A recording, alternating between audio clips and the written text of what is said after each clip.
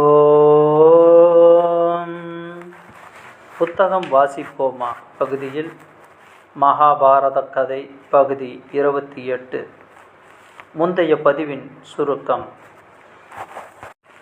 ஓபிலாபுரத்துக்கு சஞ்சயன் வந்துவிட்டு சென்றதும் கௌரவர்களிடம் கண்ணன் தூது போவதாக தர்மபுத்திரனிடம் கேட்டுக்கொண்டு தர்மபுத்திரன் மறுத்தும் தூது போய் வருகிறேன் என்று சொல்லி ஹஸ்தினாபுரத்துக்கு கண்ணன் தூது சென்றான்.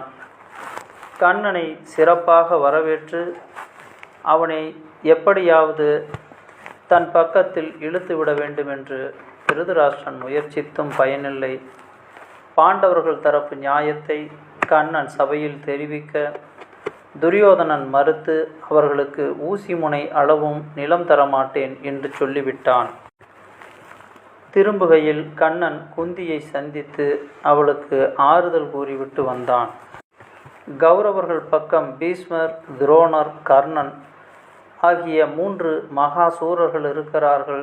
அவர்களால் தங்கள் 5 மக்களுக்கும் துன்பம் வரும் என்று குந்தி தேவி வருத்தப்பட்டாள். துரோணர் தங்களுடைய சிஷ்யர்களான பாண்டவர்களுக்கு தீங்கு ஏதும் செய்ய மாட்டார். அதுபோலவே பீஷ்மரும் தன்னுடைய பேர குழந்தைகளான பாண்டவர்களுக்கு உயிருக்கு பங்கம் வரும்படி தீங்கு செய்ய மாட்டார். ஆனால் கர்ணன் அப்படியல்ல. கௌரவர்களுக்காக பாண்டவர்களை கொல்லுவதிலேயே குறியாக இருக்கிறான் என்று கர்ணனை சந்தித்து அவனுடைய பிறப்பு ரகசியத்தை சொல்லலாம் என்று குந்தி கர்ணனை சந்தித்து அவன் தேரோட்டி மகன் அல்ல, தன்னுடைய மகன்தான் என்று குந்தி கர்ணனுக்கு தெரிவித்து பாண்டவருடன் சேர்ந்து கொண்டு ராஜ்யத்தை ஆளுமாறு கேட்கிறாள். கர்ணன் மறுத்து அது துரியோதனனுக்கு செய்த நம்பிக்கை துரோகமாகும் என்று சொல்லி, உன்னுடைய 5 மக்களில் அர்ஜுனனை தவிர மற்ற 4 நான் கொல்ல மாட்டேன். ஒன்று போரில் நான் இருக்க வேண்டும் உயிருடன், அல்லது அர்ஜுனன் உயிருடன் இருக்க வேண்டும். ஆக உனக்கு எப்படியும் 5 குமாரர்கள் இருப்பார்கள் என்று சொல்லி வாக்கு தருகிறான். குந்தி திரும்பிச் செல்கிறார். அடுத்ததாக பாண்டவர்கள் தங்களுக்குண்டான படைகளில் சேனாதிபதியை தீர்மானிக்கிறார்கள். பாண்டவ சேனாதிபதி கோவிந்தன் ஓபிலாவியம் வந்து சேர்ந்தான். அஸ்தினாபுரத்தில் நடந்த விஷயங்களை பாண்டவர்களுக்கு சொன்னான். உண்மையையும் ஹிதத்தையும் சொன்னேன், ஒரு பயனுமில்லை. இனி 4வது கடைசியானதும் தண்ட பிரயோகம் தவிர வேறு வழி இல்லை. சபையிலுள்ள பெரியவர்கள் அனைவரும் சொல்லியும் மூர்க்கனான துரியோதனன் புறக்கணித்து விட்டான். இனி யுத்தத்திற்கு வேண்டிய ஏற்பாடுகள் தாமதமின்றி நடைபெற வேண்டும். குருச்சேத்திரம் பெரும் பலிக்கு காத்திருக்கிறது என்றான். புருஷ சிரேஷ்டர்களே, இனி சமாதான ஆசை இல்லை. நம்முடைய சேனையை அணிவகுப்பீர்களாக என்று யுதிஷ்டன் தம்பிகளுக்கு கட்டளையிட்டான். சேனையை 7 பாகமாக பிரித்து அவற்றிற்கு முறையே துருபதன், விராடன், திருஷ்டித்யும்னன், சிகண்டி, சாத்யகி, சேதிதானன், பீமசேனன் ஆகிய 7 நாயகர்களை அமைத்தார்கள். பாண்டவ சேனாதிபதியாக யாரை அபிஷேகம் செய்வது என்று ஆலோசித்தார்கள். சகாதேவா, இந்த 7 பேர்களுள் ஒருவனை பொறுக்கி எடுத்து சேனாதிபதியாக அமைக்க வேண்டும். நெருப்பை போல் பகைவர்களை எரிக்கும் பீஷ்மரை தாக்கக்கூடியவனும் எல்லா சேனைகளையும் சந்தர்ப்பத்துக்கு தக்க நடத்த வல்லவனுமான ஒருவன் நமக்கு சேனாதிபதியாக இருக்க வேண்டும். உன்னுடைய அபிப்பிராயத்தில் இதற்கு யார் தகுந்தவர் என்று யுதிஷ்டன் முதலில் சகாதேவனை கேட்டான். அபிப்பிராயங்களை அறிவதற்கு இளையவர்களை முதலில் கேட்டு அதன் பிறகே பெரியவர்களையும் முதியவர்களையும் கேட்பது பழைய வழக்கம். சிறியவர்களுக்கு உற்சாகமும் தன்னம்பிக்கையும் வளருவதற்கு இதுவே சரியான கிரமம். முதலில் பெரியோர்களை கேட்டால் அதன் பின் மற்றவர்களுக்கு சுதந்திரமாக எதையும் சொல்ல இடம் இருக்காது. ஏதேனும் சொன்னால் அது வினயத்துக்கு பாதகமாகும். ஆனபடியால் தர்மபுத்திரன் சகாதேவனை கேட்டான். அஞ்ஞாத வாசத்தில் எந்த ராஜாவை அடுத்து இருந்தோமோ எவருடைய நிழலில் நின்று நாம் மறுபடியும் நம்முடைய பாகத்தை கேட்கிறோமோ அந்த விராட ராஜாவை சேனாதிபதியாக அபிஷேகம் செய்யலாம் என்றான் சகாதேவன். நகுலனை கேட்க அவன் சொன்னதாவது: வயதிலும் அறிவிலும் தைரியத்திலும் குலத்திலும் பலத்திலும் சிறந்தவராக துருபத ராஜாவை சேனாதிபதியாக்குவது உசித்தம் என்று எனக்கு தோன்றுகிறது. பரத்வாஜரிடமிருந்து அஸ்திரங்களை கற்றவரும் துரோணரை எதிர்க்க வேண்டுமென்ற அநேக காலமாக காத்திருப்பவரும் அரசர்களால் மிகவும் மதிக்கப்பட்டவரும் திரௌபதியின் பிதாவும் நமக்கு பெற்ற பிதாவை போல் ஆதாரமாய் இருப்பவருமான துருபதரே நம்முடைய சேனையின் முன்னிலையில் நின்று துரோணரையும் பீஷ்மரையும் எதிர்க்கக்கூடியவர் என்றான். பிறகு தர்மபுத்திரர் தனஞ்சயனை கேட்டார். இந்திரியங்களை வென்றவரும் துரோணருடைய முடிவுக்கென்றே தோன்றிய வீரருமான திருஷ்டுத்யும்னன் நம்முடைய சேனாதிபதியாக இருக்க வேண்டும் என்பது என்னுடைய அபிப்பிராயம். பரசுராமரை தயங்கச் செய்த பீஷ்மருடைய பாணங்களை தாங்கக்கூடியவர் திருஷ்டுத்யும்னனே. துருபத புத்திரனை தவிர பிதாமகரை எதிர்க்க தகுந்தவர் வேறு யாரும் இருப்பதாக எனக்கு தெரியவில்லை. அவரே இந்த பதவிக்கு தகுதி உடையவர் என்றான் அர்ஜுனன். பீமனை கேட்டார்கள். அரசனே, அர்ஜுனன் சொன்னது சரியே. ஆயினும் பீஷ்மருடைய வதத்திற்காகவே உண்டானவன் என்று சிகண்டியை பற்றி ரிஷிகளும் பெரியோர்களும் சொல்லுகிறார்கள். பரசுராமரை போன்ற தேஜஸ் பொருந்திய தோற்றத்தை படைத்த அந்த வீரனை தலைவனாக அமைப்பதே என்னுடைய யோசனை. சிகண்டியை தவிர வேறு எவரையும் பீஷ்மரை தோல்வியடைய செய்ய முடியாது என்றான்.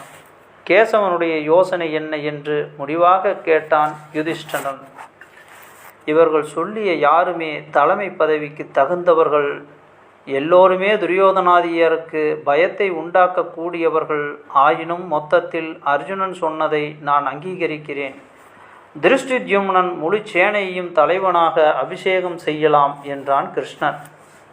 சுயம்பரத்தில் திரௌபதியை அர்ஜுனனுக்கு கைப்பிடித்து தந்தவனும் பாஞ்சாலிக்கு அரசர் சபையில் செய்யப்பட்ட கொடுமையை எண்ணி எண்ணி அதற்கு பழிதீர்க்கும் காலம் எப்போது வரப்போகிறது என்று 13 வருஷங்கள் காத்திருந்தவனுமான துருபதனுடைய வீரகுமாரன் திருஷ்டுத்யும்னனை பாண்டவ சேனைக்கு தலைவனாக அமைத்து அபிஷேகம் செய்தார்கள். வீரர்கள் செய்த சிங்கநாதங்களும் சங்க தோணிகளும் துந்திபி முழக்கமும் ஆகாயத்தை பிளக்க பெரும் ஆரவாரத்துடன் பாண்டவ சேனை குருச்சேத்திரம் புகுந்தது. பாண்டவர்கள் எப்படி தங்களுக்குள்ளே சேனாதிபதிகளை தீர்மானித்தார்களோ அதுபோலவே கௌரவர்களும் சேனாதிபதியை முடிவு செய்கிறார்கள். கௌரவ சேனைக்கு பீஷ்மர் சேனாதிபத்தியம் வகித்தார். துரியோதனன் வணங்கி தேவர்களை கார்த்திகேயன் தலைமை வகித்து நடத்தியவாறு பிதாமகர் எங்களுக்கு நாயகராயிருந்து வெற்றியும் புகழும் பெறுவாராக. ரிஷபத்தின் பின் கன்றுகள் செல்வது போல் நாங்கள் பிதாமகரின் பின் செல்வோம் என்றான். அப்படியே ஆகுக என்றார் பீஷ்மர். ஆனால் என்னுடைய ஒரு நிச்சயத்தை நீங்கள் அறிந்து கொள்ள வேண்டும். திருதராஷ்டிரனுக்கு குமாரர்களாகிய நீங்கள் எப்படியோ அப்படியே எனக்கு பாண்டுவின் புத்திரர்களும்.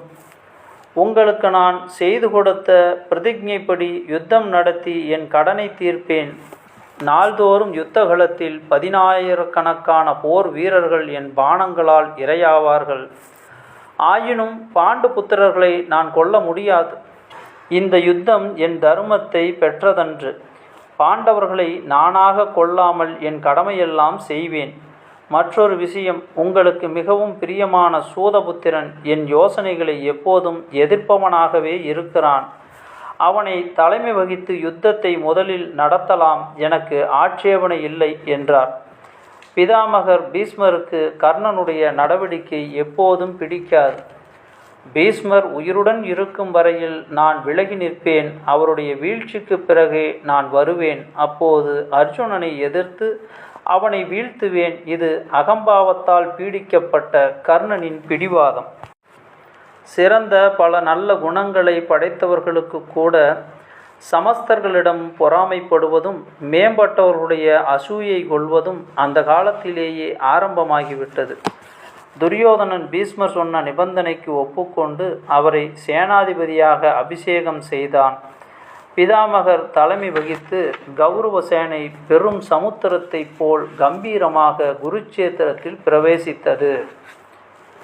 அடுத்தது தலைப்பு பலராமன்.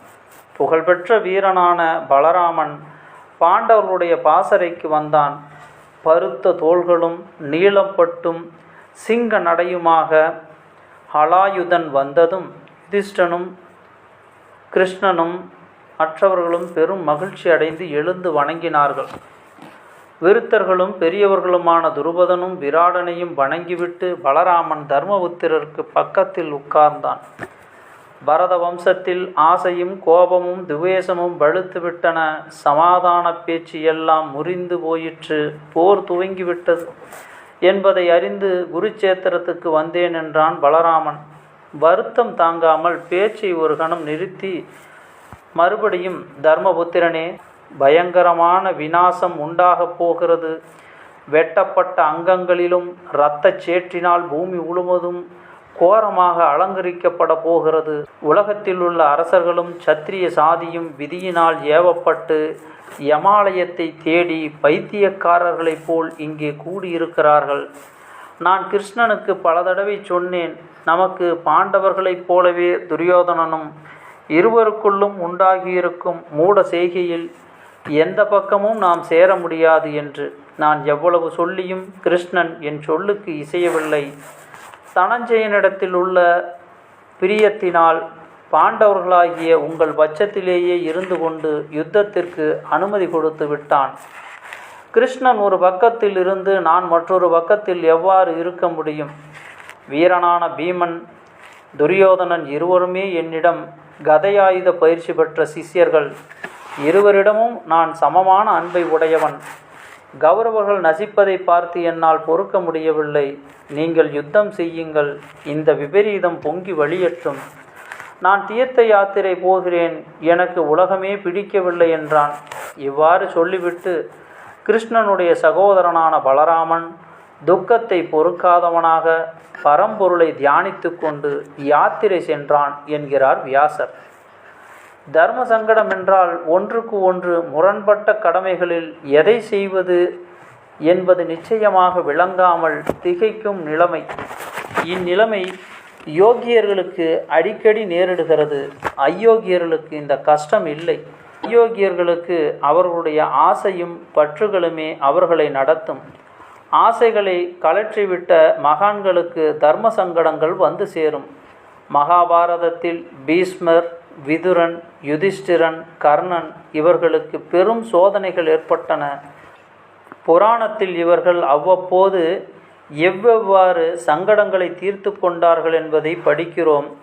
அவரவர்களுடைய இயற்கை குணங்களும் புத்தி நுட்பத்திற்கு படித்த பண்பாட்டிற்கும் தக்கவாறு சங்கடங்களை தீர்த்து கொண்டதாக இதிகாசம் சொல்லும். இப்போது விமர்சனம் செய்பவர்கள் சில சமயம் இதை மறந்து எல்லாவற்றையும் ஒரே தராசில் நிறுத்த பார்க்கிறார்கள். அது தவறு. ராமாயணத்தில் தசரதன், கும்பகர்ணன், மாரீசன், பரதன், லக்ஷ்மணன் இவர்களுக்கும் தர்ம சங்கடங்கள் நேர்ந்தது. அவரவர்கள் ஒவ்வொரு முறையில் சங்கடங்களை தீர்த்திருப்பதை பார்த்து நாமும் பயன்பெறலாம். பாரதத்திலுள்ள பலராமன் யுத்தத்தினின்று ஒதுங்கி நின்றான். மகாபாரத போரில் சேராதவர்கள் பாரத நாட்டு அரசர்களில் இருவர். ஒருவன் பலராமன், மற்றொருவன் ருக்மன் என்னும் போஜ நாட்டு அதிபதி. ருக்மன் கதை ஒரு தனி அத்தியாயமாக முதலிலிருந்து சொல்ல வேண்டும். ருக்மன் தங்கையே ருக்மிணி, கண்ணனின் மனைவி. அடுத்த தலைப்பு ருக்மிணி. விதர்ப்ப தேசாதிபதி பீஷ்மகனுக்கு 5 குமாரர்களுடன் ஒரே ஒரு பெண் இருந்தாள். அழகிலும் குணத்திலும் ஒப்பற்ற இந்த பெண்ணின் பெயர் ருக்மணி. கிருஷ்ணனை பற்றி உலகமெல்லாம் புகழ்ந்ததை கேட்டு ருக்மணிக்கு அந்த வீரனை மணந்து இல்லறம் நடத்த வேண்டும் என்ற எண்ணம் உண்டாயிற்று.